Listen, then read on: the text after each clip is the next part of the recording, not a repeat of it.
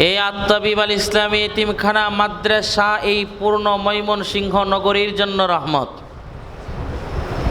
কারণ কি, এখানে কোরআনকে হেফাজত করার কার্য পরিচালনা করা হয়। আল্লাহ তাআলা কোরআনে হাকিমকে নাজিল করেছেন, এই কোরআনকে সংরক্ষণের দায়িত্বটাও আল্লাহ নিয়েছেন, কিন্তু আল্লাহ তাআলা এই দায়িত্বটা মানুষের মাধ্যমে করাবেন। যার মাধ্যমে করাবেন সে সুজা জান্নাতি, সে আল্লাহর পক্ষ থেকে আল্লাহর পরিবারস্থ। সুবহানাল্লাহ। কারণ যতদিন পর্যন্ত এই দুনিয়ার বুকে ইসলাম থাকবে ততদিন পর্যন্ত কিয়ামত হবে না। যতদিন পর্যন্ত একজন আল্লাহ বলনেওয়ালা থাকবে ততদিন আসমান আসমানের জায়গায় থাকবে, জমিন জমিনের জায়গায় থাকবে। কিন্তু আল্লাহ বলনেওয়ালা কখন থাকবে? যখন দিনকে হামিলিনে কোরআন, যারা দিনকে ধারণ করে, যারা কোরআনকে ধারণ করে, তারা যতদিন থাকবে ততদিন আল্লাহ বলনেওয়ালা থাকবে। আর দিনের শিক্ষা, আল্লাহর জিকিরের শিক্ষা, সুন্নতের শিক্ষা, দ্বীনের শিক্ষা, ইসলামের শিক্ষা, কোরআনের শিক্ষা কলেজ ইউনিভার্সিটিতে দেওয়া হয় না, বরং এই মাদ্রাসাগুলোর ভিতরে দ্বীনের পরিপূর্ণ শিক্ষাদান করা হয়। এই জন্যে যতদিন এই মাদ্রাসা থাকবে ততদিন একজন আলেম পয়দা হবে এই মাদ্রাসার মধ্য থেকে। এই মাদ্রাসা থেকে হাফিজে কোরআন পয়দা হবে। যেদিন এই মানুষ গড়ার ফ্যাক্টরি, যেদিন মাদ্রাসা বন্ধ হয়ে যাবে, ওই দিন হামিলিনে কোরআন, কোরআনের হাফেজ বন্ধ হয়ে যাবে, কোরআনের ধারক বাহক বন্ধ হয়ে যাবে। আল্লাহ থেকে মানুষ বিমুখতা প্রদর্শন করবে, আল্লাহ বিমুখ হয়ে যাবে। যখন আল্লাহ বিমুখ হতে হতে যখন মানুষের ভিতরে কোরআনের জায়গায়, ইলমের জায়গায় যখন জাহালত দিয়ে মানুষের দিলগুলো ভরে যাবে, পরিপূর্ণ হয়ে যাবে, তখন মানুষ আল্লাহ থেকে দূরে সরে যাবে, আল্লাহ বলনেওয়ালা একজনও থাকবে না। সেদিন আল্লাহ তাআলা কিয়ামত ঘটাইয়া দিবেন। এই জন্যে একজন তালিবুল ইলম হাজার রাকাত আপনি নফল নামাজ পড়েন, আর একটা তালিবুল ইলম শুধু কোরআনের একটা অক্ষরের জ্ঞান সে লাভ করে। হাজার রাকাত নফল নামাজের ইবাদতের সওয়াব যদি এক পাল্লায় রাখা হয়, আর একটা তালিবুল ইলম সে কোরআনের হামিলিনে কোরআন হইবার জন্য একটা অক্ষরের জ্ঞান শুধু শিখেছে, যদি তার আমল নামাটা এক পাল্লায় রাখা হয়, তাহলে হামিলিনে কোরআন, হাফিজে কোরআন যে একটা অক্ষরের জ্ঞান লাভ করেছে, তার আমল নামার পাল্লাটা বেশি ভারী হয়ে যায়। এই জন্যে যতদিন পর্যন্ত আল্লাহর জমিনের ভিতরে কোরআনের হাফেজগণ থাকবেন, আলেমগণ থাকবেন, সূর্যের জায়গায় সূর্য থাকবে, চন্দ্রের জায়গায় চন্দ্র থাকবে, আসমান থেকে সময় মতো বারিশ বর্ষিত হবে, জমিন থেকে ফসল উদ্গত হইব, সব কিছু ঠিকঠাক মতো চলবে। কিন্তু যেদিন আস্তে আস্তে মানুষের দিল থেকে কোরআন দূরে সরে যাবে, মানুষ আস্তে আস্তে আল্লাহকে ভুলে যাবে, মানুষের দিল থেকে আল্লাহকে বাদ দিয়ে গায়রুল্লাহকে ঢুকায়া দিবে, সেই দিন জমিনটা তামার জমিন হয়ে যাবে, সবুজময় ভূমি আর থাকবে না। কারণ যে সমাজের ভিতরে কোরআনের ধারক বাহকগণ নাই, যেই সমাজের ভিতরে কোরআনী সমাজ নাই, যেই এলাকার ভিতরে কোরআনের আলো নাই, ওই এলাকাটা অন্ধকার। আর যেই এলাকার ভিতরে কোরআনের আলো আছে, ওই এলাকাটা হচ্ছে আলোময় এলাকা। যখন কোরআনের জ্ঞান থাকবে না, ততক্ষণ সন্তান জানবে না মা কি জিনিস, বাবা কি জিনিস, বাবা জানবে না সন্তান কি জিনিস। স্বামী তার স্ত্রীর হক আদায় করবে না, স্ত্রী তার স্বামীর হক আদায় করবে না, ভাই ভাইয়ের প্রাপ্যটা দিবে না, সুদ ঘুষ দিয়ে অন্ধকারাচ্ছন্ন এক অশান্তির এক জগৎ। ওই অশান্তির জগৎ থেকে মানুষ পানা চাবে, কিন্তু পানা কেমনে চাইব? যদি কোরআনের ইলম, কোরআনের নূর যদি মানুষের দিলের ভিতরে যদি না থাকে, কোনো দিন যত শান্তি খুঁজুক, দিন ছাড়া কোরআন ছাড়া মানুষ শান্তি পাবে না। এটা হচ্ছে ইলমে ওহীর এক কেন্দ্র, এমন এক জায়গা যেই জায়গার ভিতরে আল্লাহ কি জিনিস শিক্ষা দেওয়া হয়, ইসলাম কি জিনিস শিক্ষা দেওয়া হয়, অমানুষকে মানুষ হিসাবে বাস্তবায়িত করা হয়, অমানুষকে মানুষ করে গড়ানো হয়। একটা সন্তানের তার জীবনের কি কি শিক্ষা আছে, ঘুমাবে কিভাবে, খাবে কি করে, কিভাবে প্রস্রাব করবে কি করে, পায়খানা করবে কিভাবে, ঘুমাবে কি করে, গোসল করবে কিভাবে, গোসল করার কতগুলো ফরজ আছে, ওযুর কতগুলো ফরজ আছে, নামাজটা কেমনে পড়তে হয়, কোন নামাজে কোন সূরা পড়তে হয়, কোন ওয়াক্তের নামাজ কত রাকাত, আমরা সব জানি, কিন্তু ইসলাম জানি না। আর একটা মানুষ মূল্যায়িত হয় দুনিয়া এবং পরকালে ইসলামের মাধ্যমে। কারণ আমাকে আর আপনাকে অন্ধকার কবরের ভিতরে যেতে হবে। মালাকুল মাউত আইসা আপনাকে একদিন ধরবে, আমাকে একদিন ধরবে।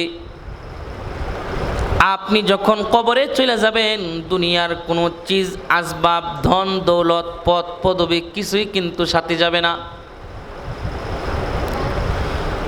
হাতগুলো খালি হাতে চলে যাবে।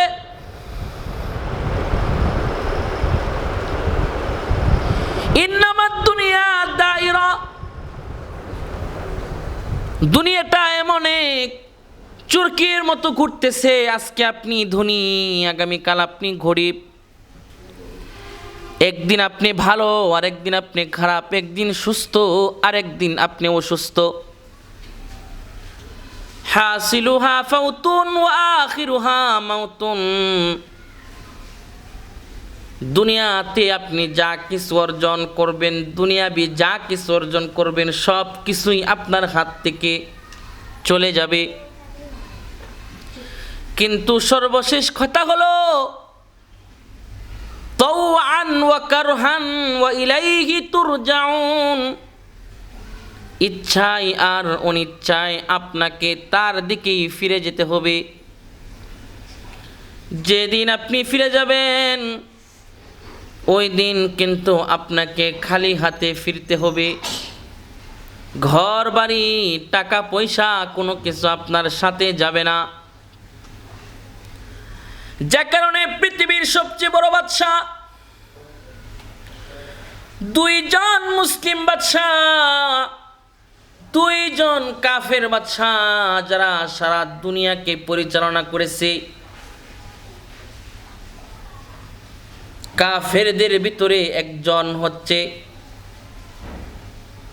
নমরুদ, আরেকজন হচ্ছে বুখতেনসর।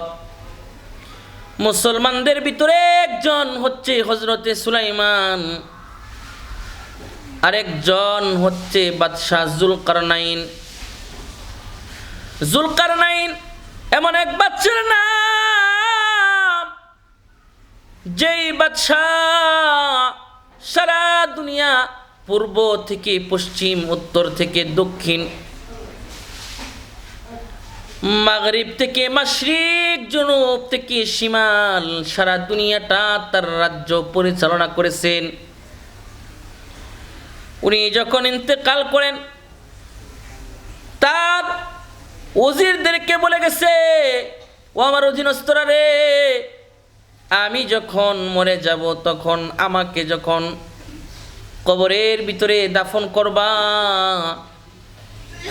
আমার যখন জানাজার নামাজ শেষ করে কবরের ভিতরে যখন নিয়ে যাইবা, মাটি দেবার সময় দুইটা হাত খুলে দিবা, দুইটা হাত খুলে দিয়া হাতগুলো খালি অবস্থায় ছেড়ে দিবা। এলাকার মানুষেরা বলা বলি করে, জুলকারনাইন বাদশা যে সারাটা জীবন আমাদের কাছ থেকে ট্যাক্স নিছে, আমাদের কাছ থেকে সারা জীবন সে কর আদায় করছে, মৃত্যুর উপরেও সে আমাদের কাছে ট্যাক্স চাইতেছে, কর চাইতেছে। অধীনস্থরা ডাক দিয়া বলে, না না, আসলে মুখতেনসর জুলকারনাইন বাদশা তোমাদের কাছে ট্যাক্স চাইতেছে না, কর চাইতেছে না। উনি পৃথিবীর মানুষদেরকে বোঝাতে চাইতেছেন যে সারা দুনিয়ার বাদশা, যার মাল দৌলতের কোনো কিছুর অভাব ছিল না, শান শৌকতের কোনো কিছুর অভাব ছিল না, কিন্তু মালাকুল মাউত এসে ধরছে, মালাকুল মাউত এসে পাকড়াও করেছে, কিন্তু তাকে মাওলার ডাকে সাড়া দিতে হয়েছে। আজকে সারা দুনিয়ার বাদশা হবার পরেও তাকে খালি হাতে মাওলার কাছে ফিরে যেতে হচ্ছে। বাদশা বুঝাতে চাইতেছে, ও পৃথিবীর মানুষেরা রে, ধন দৌলতের পিছনে পড়ো না, কারণ তুমি যত কিছুরই মালিক হও না কেন, কবরে কিন্তু তোমাকে খালি হাতেই যেতে হবে। এই জন্য আমাকে আপনাকে পরকালমুখী হইতে হবে। আপনার সাথে কি যাবে, আমার সাথে কি যাবে? শুধু নেক আমলগুলো আপনার সাথে যাবে। ওই কবরের ভিতরে কেউ সাথী হবে না, শুধু কোরআনে কারিম আপনার সাথী হবে। মুনকার নকির ফেরেশতা আইসা ওই হাফিজে কোরআন, যে হাফিজে কোরআন সারাটা জনম কোরআন পড়তে পড়তে কাটায় দিছে, সারাটা জিন্দিগি কোরআনের পিছনে ব্যয় করেছে, ঘুমাতে গেলেও তার জবান দিয়ে কোরআন বের হয়, শুইতে গেলেও তার জবান দিয়ে কোরআন বের হয়। ওই মানুষটা যখন কবরে চলে যাইব, তার পাশে কেউ থাকবে না, তার সাথে কেউ হবে না, কিন্তু মাথা বরাবর আইসা কোরআন একটা আকৃতি ধারণ কইরা তার মাথা বরাবর আইসা জীবন্ত মানুষের মতো কথা বলতে থাকবে। ফেরেশতা আইসা তার ঘুম ভাঙাইতে চাবে। ওই রজুল, ওই ব্যক্তি ঘুম থেকে উঠে যাও, দাঁড়ায় যাও। কোরআন বলবে, ওই কার কাছে এসে চিননি? ফেরেশতারা বলবে, কার কাছে আসছে? আল্লাহ পাঠাইছে, সবে মাত্র ইন্তেকাল করেছে, তার কাছে 3টা প্রশ্ন 3টা উত্তর নেওয়ার জন্য এসেছে। এবার কোরআন ডাক দিয়ে বলবে, না না, তার ঘুম ভাঙ্গানো যাবে না, কারণ সে হচ্ছে আমার মেহমান। সারা জনম সে আমাকে পড়েছে, সারাটা জনম আমাকে সম্মান করেছে, ওযু সহকারে সে তিলাওয়াত করেছে, ওযুর সাথে সে জিন্দেগিটা কাটাইছে। সুতরাং না, ও ফেরেশতারা, তার ঘুম ভাঙ্গায় না। যত প্রশ্ন করার তোমাদের মন চাই, সমস্ত প্রশ্নগুলো আমাকেই করো, আমাকে তুমি করো। সমস্ত প্রশ্নের জবাব আমি কোরআন তোমাকে দিয়ে দিচ্ছি। এজন্যে আমাদের কোরআনমুখী হতে হবে, কোরআনের সাথে আমাদের সম্পর্ক রাখতে হবে। কোরআনের সাথে সম্পর্ক রাখলে শুধু কোরআনের সাথে না, হামিলিনে কোরআনের সাথে সম্পর্ক রাখতে হবে। কোরআনের হাফেজদেরকে আমরা যদি সম্মান করি, তাহলে কাল কিয়ামতের কঠিন ময়দানে হাফেজরা সুপারিশ করে জান্নাতের ভিতরে ঢুকাইয়া দিবে। সুবহানাল্লাহ। আল্লাহ তাআলা আমাদেরকে কোরআনওয়ালাদেরকে তাজিমে হামিলিনে কোরআনওয়ালাদেরকে সম্মান করার তৌফিক দান করো। সকলেই বলে আমিন। ওয়া আখিরু দাওয়ানা আলহামদুলিল্লাহি রাব্বিল আলামিন। আসসালামু আলাইকুম ওয়া রাহমাতুল্লাহি ওয়া বারাকাতুহু।